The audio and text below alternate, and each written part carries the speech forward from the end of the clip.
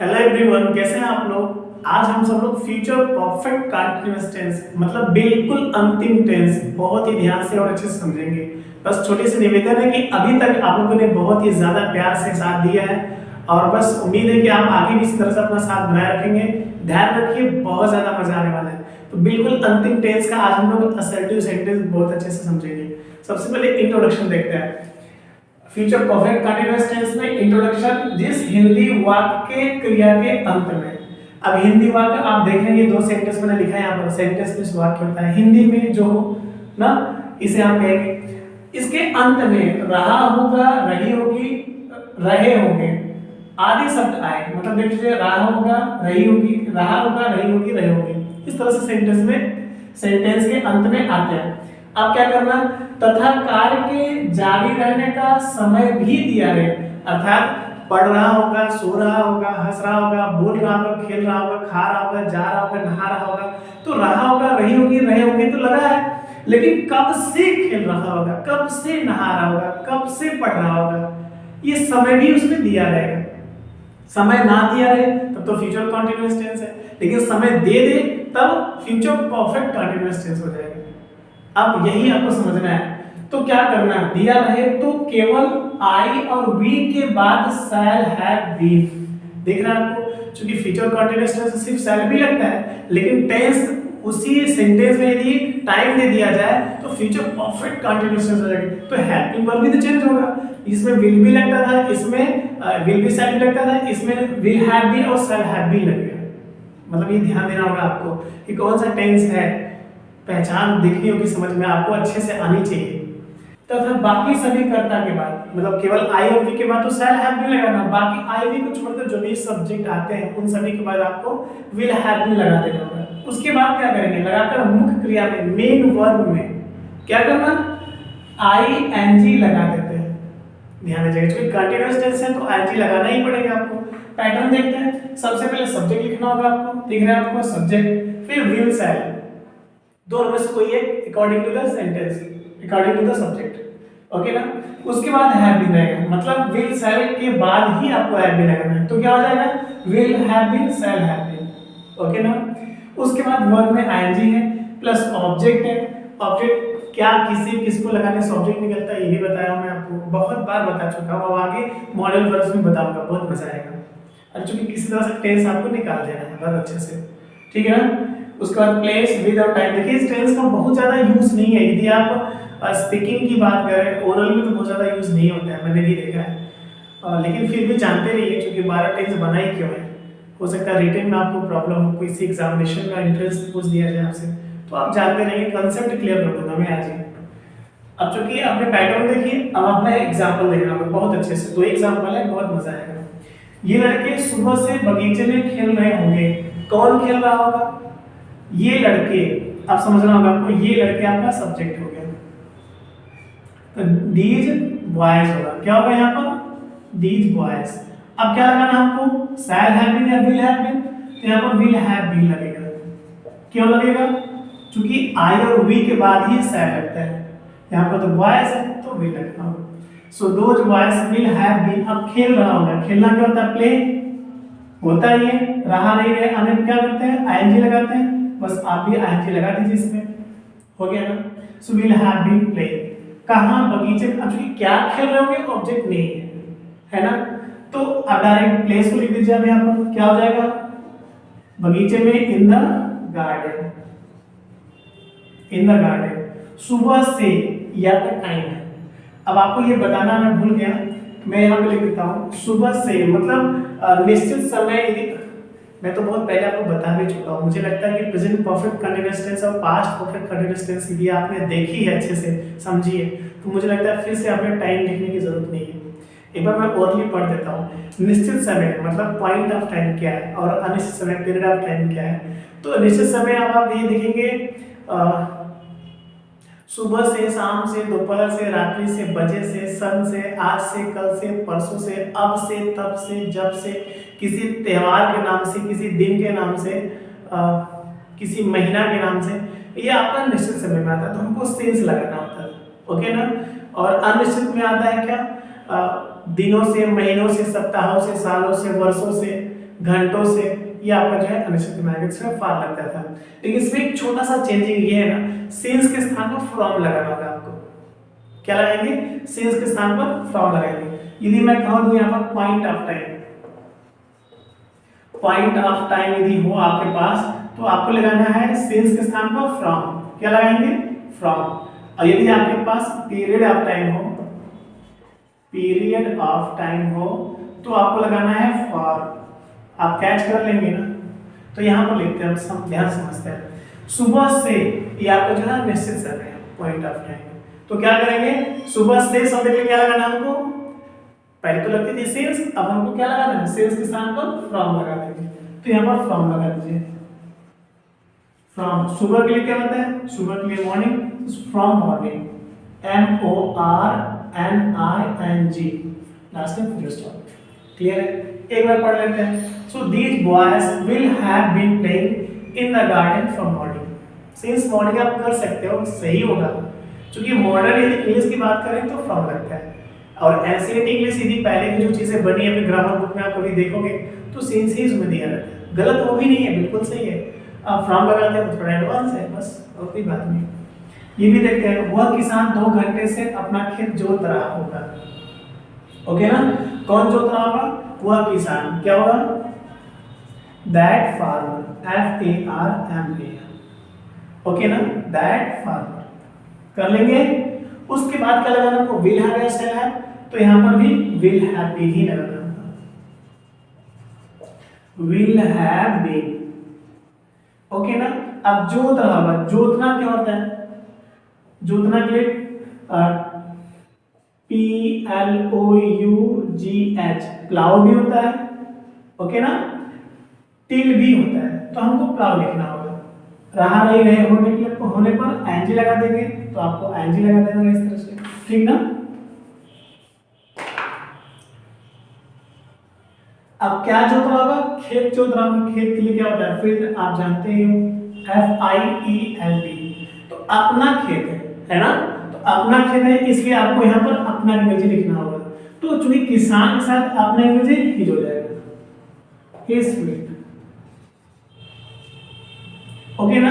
अब 2 घंटे से ये टाइम है, तो आपको ये समझना होगा कि ये निश्चित समय या अनिश्चित है, पॉइंट ऑफ टाइम में जाएगा या पीरियड ऑफ टाइम में जाएगा। तो यदि आप प्लीज पीछे जाकर के देख सको तो मुझे खुशी होगी, वरना आप कहोगे तो मैं फिर से नेगेटिव सेंटेंस पढ़ा दे, इसमें मैं पूरा लिख दूंगा अच्छे से, फिर से एक बार फिर से लिख दूंगा, ठीक है ना? तो इसको देखते हैं। 2 घंटे से क्या होगा? फॉर लगाएंगे, फॉर 2 आवर्स, यही लिख देते हैं, फॉर 2 आवर्स, लास्ट में फुल स्टॉप, क्योंकि असर्टिव सेंटेंस है। इसको भी पढ़ लेते हैं एक बार। वह किसान 2 घंटे से अपना खेत जोत रहा था। कौन जोत रहा था? वह किसान, दैट फार्मर। उसके बाद विल हैव भी लगाना, हेल्पिंग वर्ब, क्योंकि सब्जेक्ट बाद हेल्पिंग वर्ब हो गया। उसके बाद जोत रहा था, जोतना के लिए प्लाउ होता है, रहा नहीं रहने पर एनजी लगाते हैं। क्या जोत रहा था? अपना खेत, तो ही स्पीड हो गया। लास्ट में टाइम है, क्योंकि घंटा जो है घंटों से, महीनों से, सप्ताहों से, सालों से, वर्षों से, दिनों से मैंने बताया था, अनिश्चित समय जाएगा तो फॉर लगा देंगे। मैंने लिखा है फॉर 2 आवर्स। और कोई दिक्कत नहीं ना?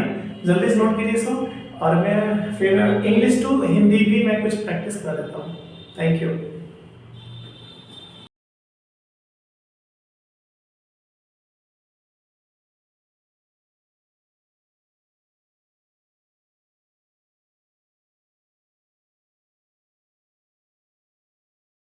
तो आइए कुछ और एग्जाम्पल के माध्यम से बहुत अच्छे समझते हैं, बहुत मजा आने वाला है। देखते हैं। Someone of your village will have been waiting for you in the party from 9 o'clock। अलग अलग फ्रेज के माध्यम से मैं आपको ये सेंटेंस क्लियर करूंगा, ठीक है ना? सबसे पहले हमको सब्जेक्ट लिखना है, तो सब्जेक्ट आपको निकालने के लिए मैंने बताया था हेल्पिंग वर्ब के पहले का जितना भी शब्द है वो आपका जो है सब्जेक्ट है। तो इसका मतलब यहाँ से लेकर के यहाँ तक जो आपका शब्द है वो सब्जेक्ट हो गया। आप सब्जेक्ट का अर्थ कैसे निकालेंगे? सब देखना ये होगा कि वो इतना बड़ा तो है लेकिन बीच में एक प्रीपोजिशन है, ऑफ है, ठीक है ना? तो कोई भी फ्रेज चाहे जितना ही बड़ा हो, उसका अर्थ निकालने के लिए देखना कि बीच में जो प्रीपोजिशन है उसके बाद वाले शब्द को पहले पढ़ना है। तो यहाँ पर ऑफ है, इसके बाद क्या है? योर विलेज, यही है, इसी को पहले पढ़ा जाएगा। तो योर विलेज मतलब आपके गांव के, समवन कुछ लोग, क्लियर ना? अब एकदम लास्ट में जाएंगे, एकदम लास्ट में जाएंगे। फ्रॉम 9 o'clock, 9 मतलब 9 o'clock जानते हैं बजे के लिए होता है, तो 9 बजे। अब फ्रॉम सिंस और फ्रॉम का मतलब होता है से, तो क्या होगा 9 बजे से, है ना? फ्रॉम आपका प्रीपोजिशन है, तो बजे 9 तो नहीं लेना है, 9 बजे से इन द पार्टी। तो पार्टी मतलब समझते हैं आप, पार्टी कह सकते हैं आप लोग, पार्टी में, ठीक ना?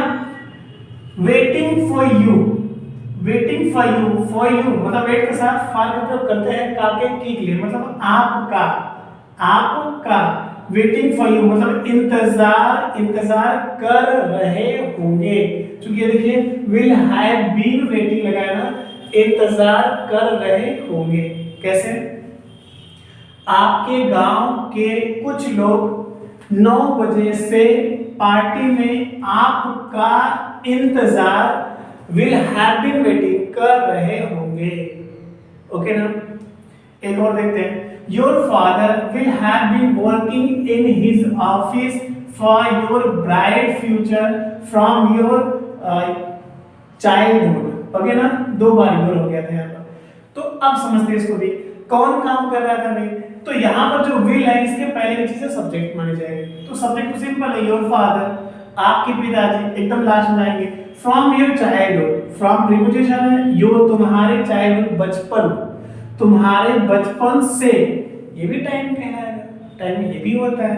तो तुम्हारे पिताजी तुम्हारे बचपन से, फॉर योर ब्राइट फ्यूचर। अब इस फ्रॉम के बाद इस फार के पास आएंगे, क्योंकि ये दोनों प्रीपोजिशन, तो एक प्रीपोजिशन जो कंप्लीट करना है उसके बाद लास्ट प्रीपोजिशन आना है, उसके बाद का जो आएगा सामने, तो यहाँ पर आना है। अब इसके पहले की चीजें, सॉरी इसके बाद की चीजें पहले पढ़ना है। ओके ना? इसके बाद क्या है? योर ब्राइट फ्यूचर, तो यहाँ से योर तुम्हारे, ब्राइट उज्जवल, फ्यूचर भविष्य, फार के लिए। ओके ना? तुम्हारे बचपन से तुम्हारे उज्जवल भविष्य के लिए इन हिज ऑफिस। अब चूंकि इस फार के बाद अगला प्रीपोजिशन वो इन है, ठीक है ना? तो प्रीपोजिशन के ठीक बाद की चीजें पहले पढ़ी जाती है। तो चलिए यहां तक हो गया। अब डायरेक्ट इन के पास आएंगे। इसके बाद की चीजें हिज ऑफिस है, तो चूंकि पिताजी के अनुसार अपना स्पेलिंग हिज होता है, वह उसकी नहीं होगा, यहाँ पर अपना होगा। तो अपने दफ्तर में विल हैव बीन वर्किंग, कार्य कर रहे होंगे। कौन कार्य कर रहा होगा?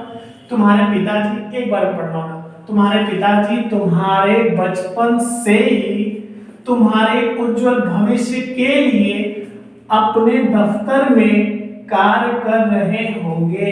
Will have been working. Okay ना? एक और देखते हैं। We shall have been traveling by train with our friends from morning tomorrow. Okay? तो अब आपको सबसे पहले सब्जेक्ट देखना है। सेम थिंग्स क्या होगा? We shall, shall के पहले की चीजें we आपका सब्जेक्ट है। सो इजी ना, सिंगल वर्ड है, फ्रेज नहीं है ये। ये आपका सब्जेक्ट है बट सिंगल वर्ड है ना? सो we मतलब हम। अब एकदम लास्ट में जाइए, कल। फ्रॉम मॉर्निंग सुबह से, ये भी सिंगल है, सुबह से। विद आवर फ्रेंड्स, अब चूंकि फ्रॉम के बाद विद किसका लगेगा? अपने मित्रों के साथ। अभी विद को नहीं पढ़ना है, इसके बाद क्या है? आवर फ्रेंड है, मतलब अपने मित्रों। वी के साथ अपना स्पेलिंग आवर ही होता है, तो अपने मित्रों। अब आइए विद के पास, के साथ, बाई ट्रेन, रेल से, रेलगाड़ी से या रेलगाड़ी के द्वारा, किसी भी यातायात साधन के लिए से शब्द की अंग्रेजी बाई का प्रयोग करना है। तो ट्रेन से विल हैव बीन ट्रैवलिंग मतलब यात्रा कर रहे होंगे। क्लियर है? कितना ज्यादा आसान है। एक और देखते हैं, बहुत ज्यादा आसान है। So they will have been wasting their time in playing cricket with their brothers in the field for last many years. ये बस ये आपको समझना है। हमने आपको बताया कि सेंटेंस चाहे जितना बड़ा हो, लेकिन वो फ्रेज वाइज कई टुकड़ों में बटा रहता है। अब पैटर्न क्या कह रहा है? सबसे पहले सब्जेक्ट लिखना, उसके बाद हेल्पिंग वर्ब, उसके बाद ऑब्जेक्ट, प्लेस, विदाउट टाइम रहेगा, है ना? क्योंकि एकदम लास्ट है, वो ध्यान से देखना होगा आपको। सबसे पहले सब्जेक्ट आपका दे हो गया। अब दे के बाद हमें एकदम लास्ट में जाना है। चलिए, फॉर लास्ट मेनी इयर्स। अब क्योंकि ये प्रीपोजिशन है, तो उठाएंगे कैसे? पिछले कई सालों से। ओके ना। ये इतना बड़ा फ्रेज भले है लेकिन ये है तो टाइम फ्रेज। अब प्रीपोजिशन को देखना है, फॉर है यहाँ पर, इसके बाद की चीजें पहले पढ़ रहे हो, तो पिछले कई सालों से। अब इस प्रीपोजिशन के बाद हमें अगले प्रीपोजिशन के पास आना है, तो यहाँ पे रहा। ओके ना, हमने क्या बताया, फ्रेज चाहे जितना बड़ा, प्रीपोजिशन के बाद की चीजें पहले पढ़ा जाएगा। ओके ना, तो चलिए करके दिखाते हैं। तो फॉर के बाद इन है, इन के बाद क्या मिला, द फील्ड है, मैदान, तो मैदान में। अब इसके बाद अगला प्रीपोजिशन जब आप ढूंढते हुए आएंगे तो यहाँ पे मिलेगा विद, ये आपका प्रीपोजिशन है। तो विद में के साथ होता है, लेकिन इसके बाद की चीजें पहले पढ़ा जाएगा। तो इसके बाद की चीजें डियर है, मींस दे के साथ अपना स्पेलिंग डियर होता है, तो अपने भाइयों, ब्रदर्स है यहाँ पे, देख रहे हैं ना आपको, ब्रदर्स, अपने भाइयों के साथ। अब अगला प्रीपोजिशन देखिए कहां पर है, विद के बाद जो अगला प्रीपोजिशन है वो इन है ना। तो प्रीपोजिशन के बाद की चीजें पहले पढ़ेंगे। चलो क्या मिला, प्लेइंग क्रिकेट, मतलब क्रिकेट खेलने में, है ना, क्रिकेट खेलने में। दियर टाइम, अपना समय, विल हैव बीन वेस्टिंग, बर्बाद कर रहे होंगे। कौन बर्बाद कर रहा होगा, सबसे पहले आपको सब्जेक्ट देखना है, वे। ओके ना, सो वे पिछले कई सालों से मैदान में अपने भाइयों के साथ क्रिकेट खेलने में अपना समय विल हैव बीन वेस्टिंग, बर्बाद कर रहे होंगे। ओके ना, क्लियर है। देखिए मेहनत तो लग ही रहा है, नो डाउट, और मुझे इसके बदले कुछ आपसे उम्मीद नहीं है। बस एक ही बात कहूंगा, यदि कुछ नया बेहतर बड़ा आपको दिख रहा है, कुछ मिल रहा है, तो प्लीज इसे एकदम आपकी तरफ फैला दीजिए, हर गरीब जरूरतमंद बच्चों तक ये बातें पहुंच सके। Wish you very all the best for your bright future. Thank you.